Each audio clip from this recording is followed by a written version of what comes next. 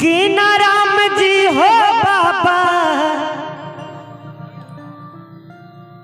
कि ना राम जी हो बाबा, कि ना राम जी सब कर मनसा पुरावे बाबा, कि ना राम जी सब कर मनसा पुरावे बाबा, कि ना राम जी, कि ना राम जी हो बाबा, कि ना राम जी आदरणीय राम जी हो बाबा, कि ना राम। मैं बाबा का जब जन्मोत्सव हुआ था ना, तब मैं अभी इसी साल मैं वहाँ पे था।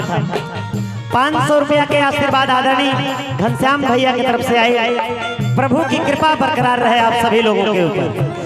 कि ना राम जी हो बाबा, कि ना राम जी सब कर मनसा पुरावे बाबा, कि ना राम जी सब कर मनसा पुरावे बाबा, राम जी।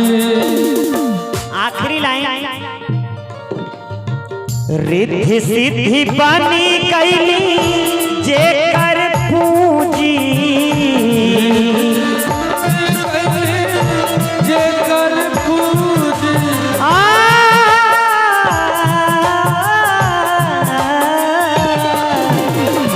रिद्धि सिद्धि बनी कैली जे कर पूजी, रिद्धि सिद्धि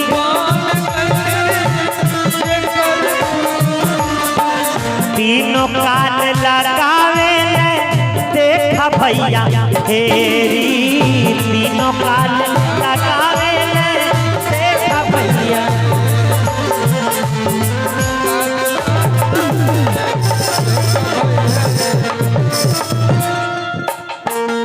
आखिरी लाइन के साथ पूर्वांचल भोजपुरी समाज के स्थापना दिवस के कार्यक्रम में आदरणीय जितने कमेटी के लोग बानी, आदरणीय अध्यक्ष जी से लेकर महामंत्री अध्यक्ष जी से लेकर के जितने भोजपुरी समाज के संरक्षक लोग बैठे बानी, आप सबकी उपस्थिति को मैं वीरेंद्र भारती प्रणाम कर रहा हूँ।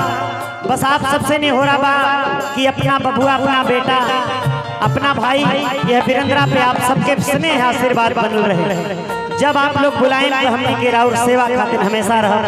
प्यार स्नेह बहुत अच्छा लगल, आप सबके बहुत अच्छा लगल। हमने के जितना स्नेह है आप लोग दहली जाए, एक हम आदरणीय अध्यक्ष जी के बहुत बहुत आभारी बानी आप सबके। आखिरी लाइन भगवान के श्री चरणों में और माई भैया, गूंजेला दुनिया में बाबा, गूंजेला दुनिया में, गूंजेला दुनिया में जस नाम जी सब कर मनसा पुरावे बाबा, सब कर मनसा पुरावे बाबा, कि ना राम जी, कि ना राम जी हो बाबा, कि ना राम जी, हाँ कि ना राम जी हो बाबा, कि ना राम जी सब कर मनसा पुरावे बाबा, कि ना राम जी सब कर मनसा पुरावे बाबा, कि ना राम जी हो